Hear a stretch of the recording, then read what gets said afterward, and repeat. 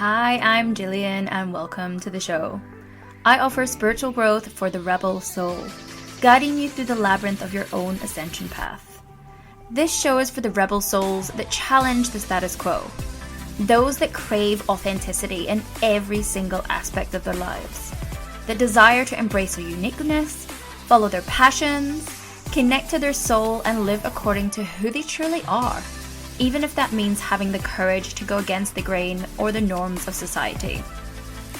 If that's you, my spiritual soul seeker, rebel warrior, then this is the place for you. On this podcast, we speak about everything from spirituality, sexuality, conscious relationships, business, and literally everything in between. So if that's your jam, then stay tuned. And go on, be a rebel and subscribe. You know you want to.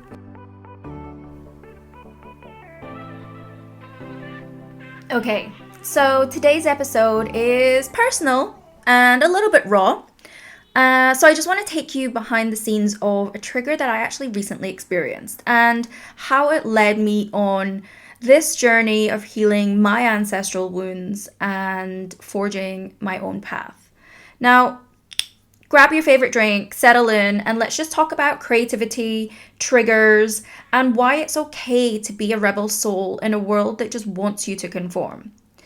Now, this all started very, very recently when I was talking to a friend about getting these late night creative downloads. You know, the moments of inspiration, those hits that you just like have to act on, you know, when the floodgates open. And, you know, for me, I was just getting some the other night actually. So I was wide awake, scribbling ideas, like fully in flow. And then my friend said something that actually triggered me. Now, I don't get triggered that often these days. And thankfully, I have the tools to be able to navigate and understand and clear exactly where the root origins of those triggers come from. Because every trigger, guys, is an opportunity for us to heal, for us to grow. You know, I look at triggers as, okay, there's a new layer in me, another aspect of me that wants to be shifted and healed. So it's coming to the surface in the form of this reflection, in the form of this trigger that's come up inside me, so I can let it go. And this is the process that I take through all of my clients through. So I took myself through that exact process. And she basically had said to me that she had worked with a shadow work coach before who said, you know, you can train your brain to be creative during the day so it doesn't disturb your sleep.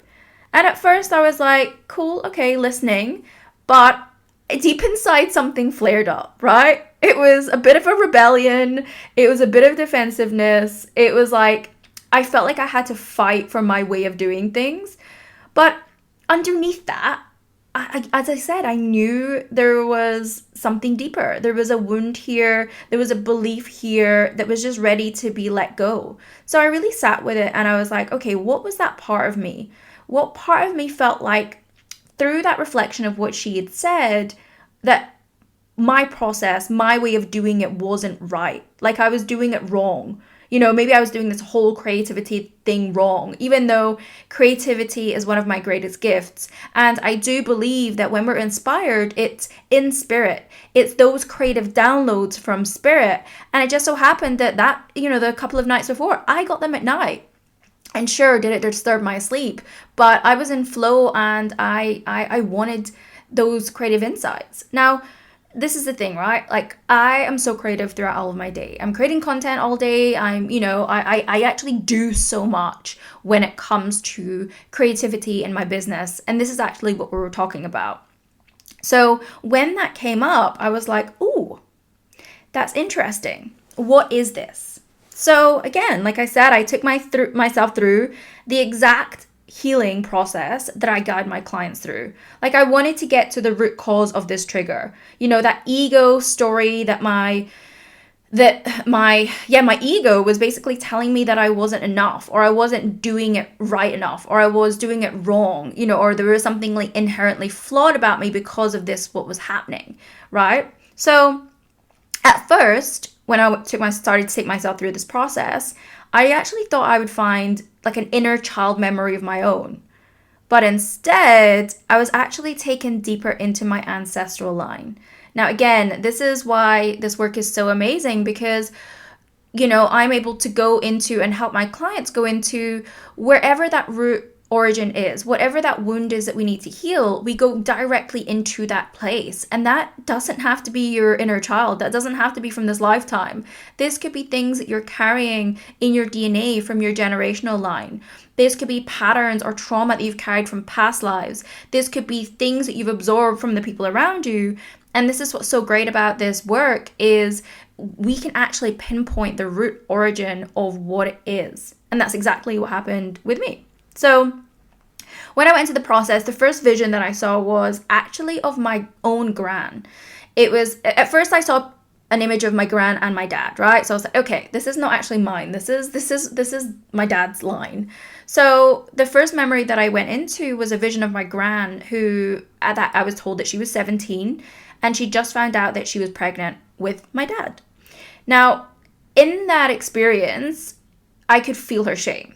I could feel her fear, and I just had this overwhelming belief that she felt inherently bad or wrong for this happening. And what she needed at that moment was support, was love, reassurance, and to be told everything was okay by her family, really. And this is something that she didn't get at that point, right? So I gave her what she needed. And I saw her parents holding her, offering her the understanding and the love that she didn't receive at that time. And it was so cathartic, like when energy starts to shift, when we bring awareness to the wound that was never seen or recognized, be that in ourselves or in others, there's just such a cathartic energetic release. And that's exactly what happened. Like, I started crying, which for me is huge energetic release. And I was then shown another memory. And this time, it was my dad when he was a child, when he was just 7 years old.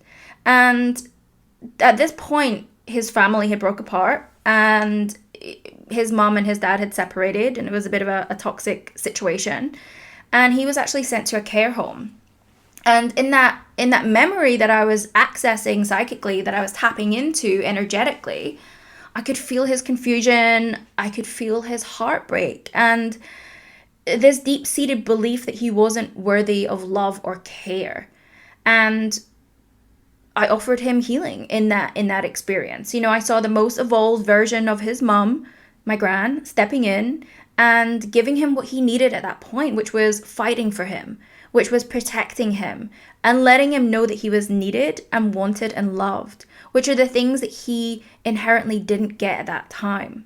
And this is what's created the wound in him. So it's like these woundings that my gran had has been passed down to my dad, and that I was carrying, I was holding on to. And this is the thing, right, guys? If you're here and you're doing the healing work, if you're awakening, you are here to break generational trauma. You're here to break generational curses and patterns. And this is the work that it takes, right? And then, so after that, I did like a whole healing process with my dad and his inner child. And then I was shown another memory. And this is the thing, guys. Often there's not just one root, right? There's multiple, there's a place of origin, but then there's multiple strings and stems that are needing to be cleared and want to come out to be cleared, right? So I was shown another memory of my dad, who was 17 at this time. And I saw him in an argument with another man. And again, it's this root belief was crystallized in him at that point, was I'm not enough. So that belief of not being enough was one that has been passed down my family line, down my dad's side. And it was obviously still playing out in subtle ways in my life. The fact that, I had that little bit of a trigger when my friend said that about being creative and training your brain. But I knew I didn't have to stay that way, because this is what I do. This is what I do for a job. And this is the thing. This is what people don't realize. Being a healer, I'm constantly healing myself. Anything that comes up for me, I'm taking myself into the exact processes and healings that I do with my clients, because it's so transformational. It's like, I don't sit there and be like, oh, there's something happening, or there's something not right in my life, or I'm sitting on this emotion, or I'm distracting, I'm like, no, I'm going into it, because you can clear things instantly by going and clearing the root wound and understanding what that part of you needs. And this is exactly what I did. So I actually chose a new belief. I actually started to reprogram a new belief into my cells, into my system, which was, I am good enough.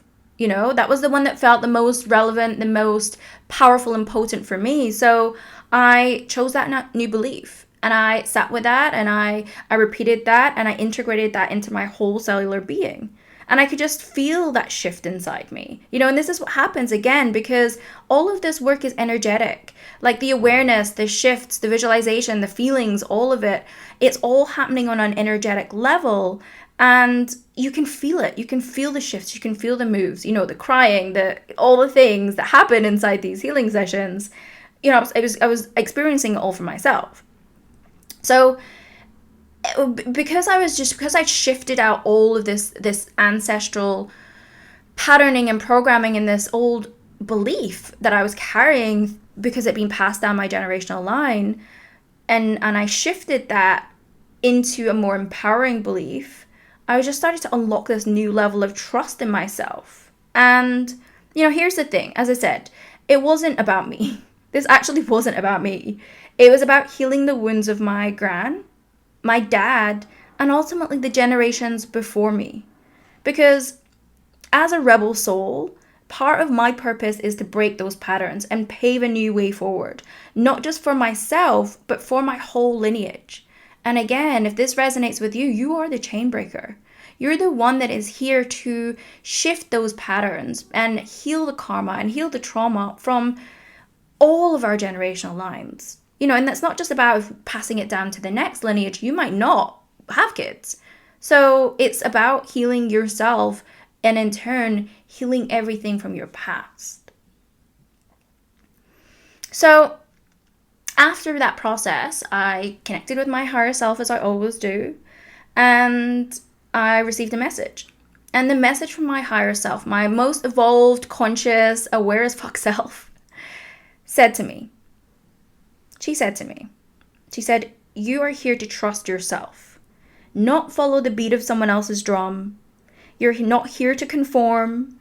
You're here to blaze your own trail, to live courageously and do things your way, even if it looks different from anyone else's.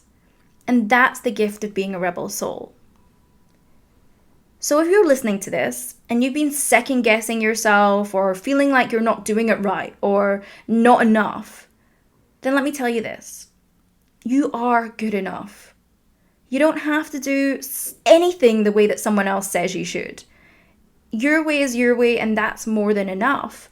And the reason that you're going to know that it's your way, no matter what that is by opening up your intuitive gifts, is by trusting your own intuition, is by healing the wounds and the blocks and the triggers and the ego that is keeping you stuck, that is keeping you from not following your own path, not taking those courageous leaps in your life to really follow your own path and your own purpose. And the only way you can do that is by trusting yourself, is by connecting to your intuition, is by opening up those spiritual gifts, because that's what you're here to be of service in. Because when you follow your intuition, when you can truly trust yourself and not know if it's coming from fear or the things you haven't healed, you can then trust that you are going to magnetize the right people, the right opportunities, and you're not going to be afraid to take the leaps of faith, because you're so connected to your own inner wisdom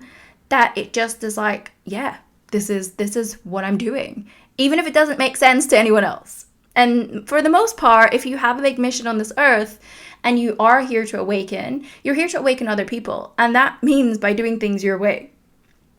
Because I'm all about individuality, guys, and authenticity. And this is the core of what being a rebel soul is. So if this story resonates with you and you are ready, and this is the thing, if you're ready, and sometimes you're never ready, but you know you have to do the damn thing, right? If you're ready to explore your own triggers, heal your own ancestral wounds, your own inner child, your own past lives, If you know that like you're meant for more and there's just something blocking you, whether that's in your relationships, whether that's in your purpose, whether that's in your business, whether that's in attracting more money, whatever it is, you are meant to step into your own power, and you are meant to follow whatever is right for you in all of these areas of your life. Then I would love to support you. So you can work with me one-on-one through my private spiritual mentorship, where we're going to go deep into your unique journey, uncover the roots of your blocks, and help you align with your most authentic self in love, life, relationships, and what you're actually here to be of service in.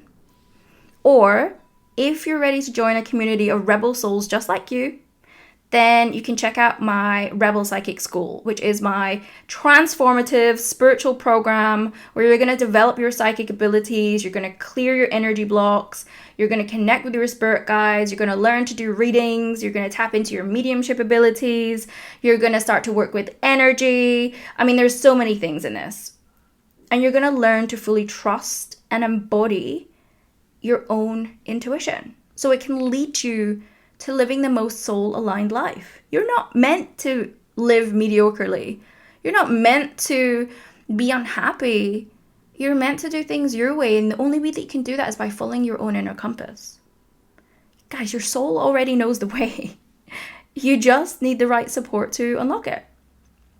So if you're interested, then all the details will be in the show notes below. And if this resonated with you, then I'd love to hear about it. You can send me a message through Instagram at Gillian Kane Connection, or you can write a comment or recommendation here. I love hearing all of your transformations and healing moments and what's coming up for you. And also just remember, like, you are here to do things your own way. You're here to heal what needs healing. And you're here to create a life that feels true to you. So until the next time, guys, stay bold, stay brave, and stay rebellious. Until the next time, sending you so much love.